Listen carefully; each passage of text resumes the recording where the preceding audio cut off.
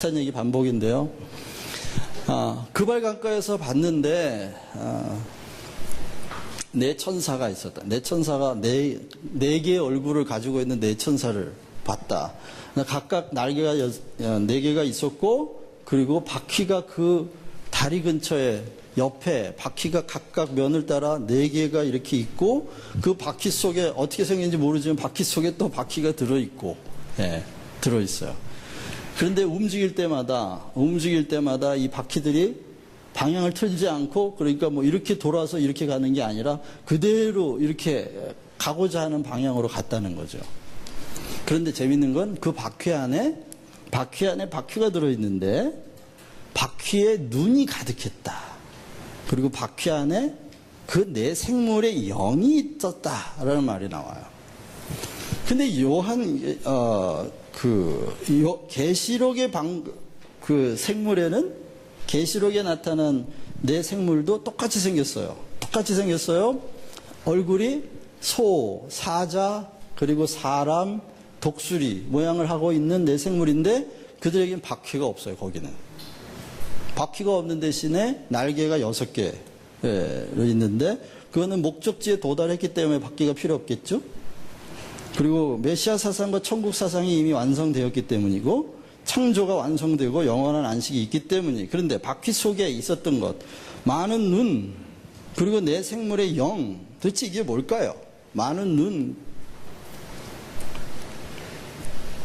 눈은 물론 감찰의 영을 말하고, 그것은 소통의 영을 의미하는 겁니다. 내 생물의 영은 사자, 소, 사람, 독수리는 사복음을 상징하는 거예요. 예를 들면 사자는 왕권을 상징하죠. 소는 종됨을 의미해요. 사람은 인자죠. 독수리는 성자, 신성을 의미합니다. 그러면 이게 마태복음은 왕의 복음이에요. 소는 마가복음이죠. 종으로 오신 예수, 인자로 오신 예수를 나타내는 건 누가복음이에요. 하나님의 아들 신성을 나타내는 복음이 요한복음이라고. 그러면 이 네 개의 생물에 상징하는 것은 바로 예수님, 예수 그리스도의 복음, 사복음을 상징하고, 왕, 종, 인자, 성자를 상징한다고 할 수 있어요. 다시 말하면 그 바퀴 안에 들어있던 영은 복음의 영인 거죠. 그 바퀴는 성령의 운행하심이에요. 처음에 제가 이 바퀴를, 복음의 구조 가운데 4개의 바퀴를 생각한 것도 사실은 이 에스겔서 1장을 보면서입니다.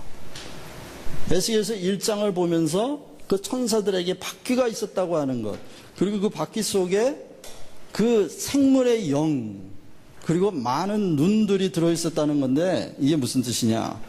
바퀴는 움직이는 거예요. 제대로 서 있으면, 그냥 그 자리에 서 있으려면 바퀴로 만들지 않아도 돼요. 그렇죠? 움직여야 하고 어디론가 가야 하기 때문에 바퀴로 만드는 거예요. 바퀴 속에 바퀴가 들어있었다. 움직이는 구조 속에 움직이는 구조가 들어있다는 얘기인데, 그것은 움직인다고 하는 다이나믹스 안에 또 다이나믹스가 들었다는 뜻입니다. 다시 말하면 어떤 움직임 속의 움직임, 그것이 바로 생명의 특징이에요. 여러분, 우리가 보이지 않죠? 우리 사람 하나만 봐도요. 내가 팔을 움직이는 이 움직임 속에는 그 안에 근육과 핏줄과 그 모든 것들의 움직임이 또 들어있어요. 그렇죠? 그 다이나믹스 안에 다이나믹스가 들어있다는 거예요. 그런데 그 근육 속에는 또 뭐가 들어있어요? 핏줄이 들어있고, 핏줄 안에는 핏줄 속에 뭐가 운행하고 있어요? 지금 피가 계속 운행하고 있는 다이나믹스 그 안에 또 들어있어요. 그 피 속에는 세포 안에는 세포를 움직이게 하는 것들이 계속 이렇게, 생명의 특징은요, 다이나믹스 안에 다이나믹스가 또 들어있어요. 능력 속에 능력이 있고, 생명 안에 생명이 들어있어요. 그래서 제가 이것을, 이 바퀴를 보면서 성경 안에 복음 안에 교회 안에 신앙의 다이나믹스들이 계속 2중, 3중으로 들어있다고 말하는 거예요. 여러분, 생명은 이런 겁니다.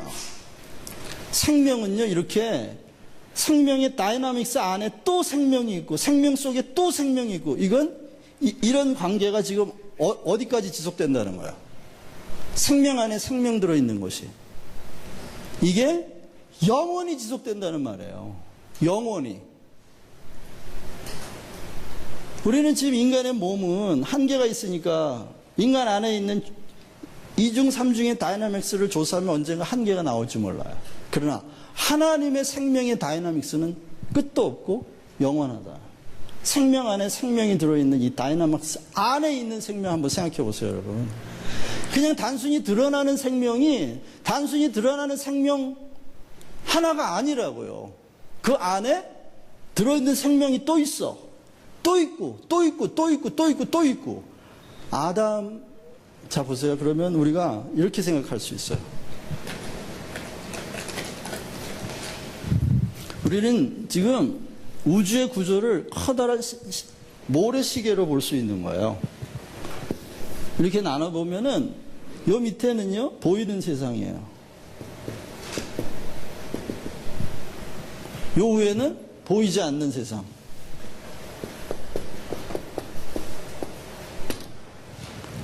그럼 요 우회를 생각해 보세요. 제가 말씀드렸죠?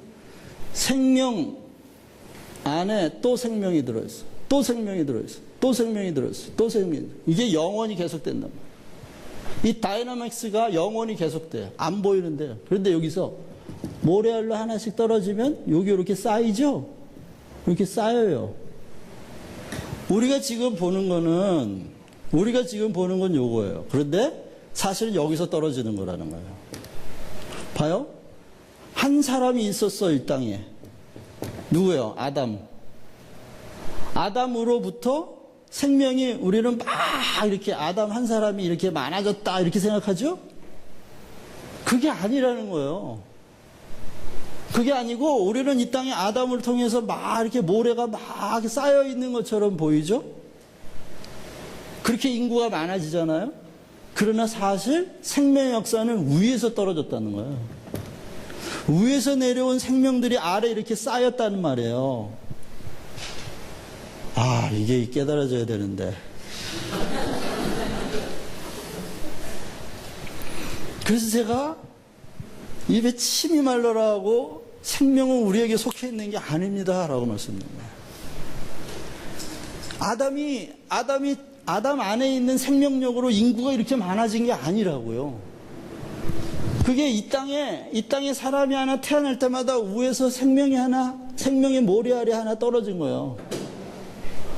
보이지 않는 곳에 그 생명의 역사가 있는 생명의 나라, 하나님의 나라, 그 천국에서 생명이 보이는 쪽으로 이렇게 떨어졌다고. 떨어지면서 이 땅에 생명이 늘어나는 거예요. 그러니 우리가 눈에 보이는 생명을 눈에 보이는 역사라고 보면 안 된다는 거죠. 눈에 보이지 않는 생명의 역사예요, 이거는. 자, 보세요. 그러면 우리가 교회를 하나 생각만 해봐도 교회 안에 얼마나 많은 생명의 중첩이 있는가 한번 생각해 보세요. 한 생명이 천하보다 귀하다, 성경에 그런 말씀 나오죠. 왜 그럴까요? 그 한 생명 안에 다이나믹스 안에 다이나믹스 안에 다이나믹스가 이게 영원히 지속될 수 있다는 거야. 영원히. 그래서 이게 한 생명이 천하보다 귀한 거예요. 네? 이런 생명의 특징들이, 그래서 제가 성경의 구조, 복음의 구조, 교회의 구조, 신앙의 구조가 다 이런 생명이라고 하는 틀 하나로 그 안에 다이나믹스 안에 다이나믹스가 들어있는 것처럼 다 중복되어 있다는 거예요. 한 알의 씨앗을 한번 생각해 보세요. 씨 속에 나무가 들어가 있잖아요. 중국 속담에 그런 말이 있어요.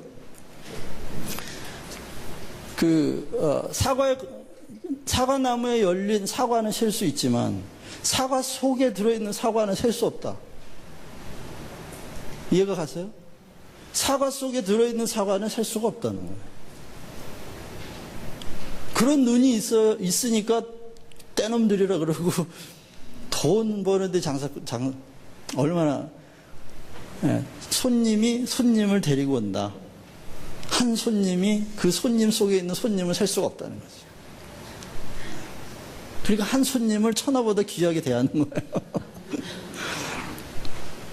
물론 돈 버는데 귀신은 이스라엘 사람들이 더 귀신 같지만 그들도 왜 그렇게 돈 잘 버는지 아십니까?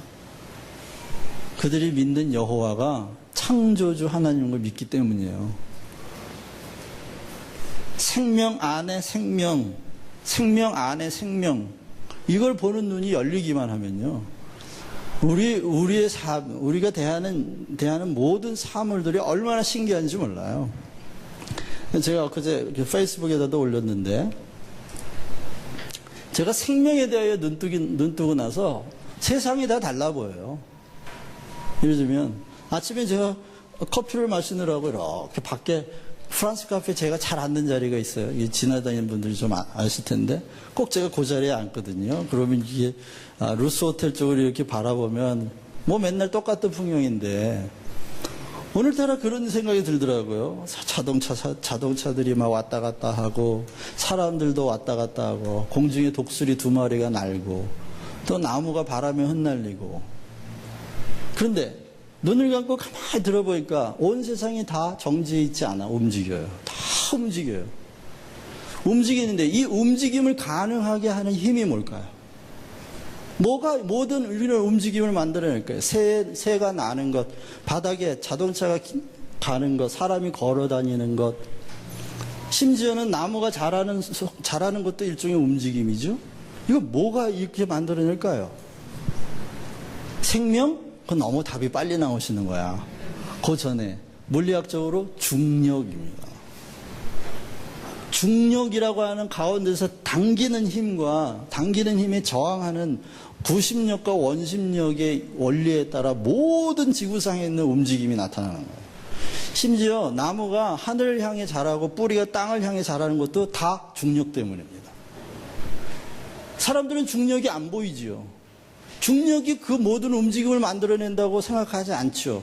야구선수가 공을 던지면 캐치에게 들어갑니다. 뭐 때문에요? 중력이 공을 계속 아래서 당기고 있기 때문에 중력의 방향과 거슬려서 던지는 내 공이 캐치 안으로 정확하게 들어가는 거예요. 만약에 중력이 없다 그러면 던지면 어디로 가요? 우주 끝으로 날아가 버려요. 캐치한테 안 간다고. 중력이 없으면 움직임은 없어요. 우주에 만유 인력이 없으면 움직임이라는 것 자체가 생겨나지 않아요. 그게 과학적 상식이란 말이죠. 그런데 아무도 중력 때문에 자기가 움직이고 걸어간다고 생각하지 않아. 아무도. 오늘은 내가 중력을 많이 받았어. 오늘 다리가 튼튼한 거 보니까 중력과 내 관계가, 내 근육의 관계가 안정적이군. 이렇게 말하는 사람이 없다고요. 하지만 하늘을 나는 새조차 중력이라고 하는 끈에 달려있는 연이에요. 연하고 똑같아. 그 중력이 당기고 있고 바람에 날개를 맞는 거슬리는 힘에 의해서 이렇게 날 수 있는 거야. 결국은 중력이라고 하는 끈에 모든 사물이 다 매달려서 움직이고 있다는 거야. 그러면 그 움직임을 만들어내는 중력은 어디서 온 걸까요? 그게 창세기 1장에 나오는 빛이 있으라 하며 빛이 있었고 그 빛이 바로 그 힘의 원리예요. 그 빛이 생명이라고요. 빛은 과학적으로 파동이라고 말하는데 파동과 입자의 운동을 하는데 파동이라는 건 움직인단 말이거든요. 파동이라는 건 움직이고 확장된다는 말이에요. 그래서 빛이 있으라 했을 때 이 세상에 시간의 흐름, 시간의 움직임, 공간의 확장, 시간의 확장이 나타났다는 거예요. 시공의 세계가 만들어졌다는 거예요. 그래서 이 시공간이 바로 그 창세기 1장에 나오는 빛이에요. 과학자들이 밝혀내는 거예요. 그게 생명입니다. 여러분, 생명의 눈을 떠보세요. 달라 보여요. 만물이 달라 보이고 하나님과 인간의 관계, 지금 내가 하나님을 믿고 있다는 사실, 창조주 하나님을 내가 인격적으로 아버지로 부르고 있다는 사실, 이게 얼마나 엄청난 사건인지 가슴이 미어집니다. 대지에 가득 찬 그 생명을 품고 계시는 그분이 내 아버지야. 네? 제가 그래서 저번에 그랬잖아요. 제가 우습게 하지 말라고. 제가 누구라고요? 하나님의 자녀라고요. 나를 우습게 하는 분은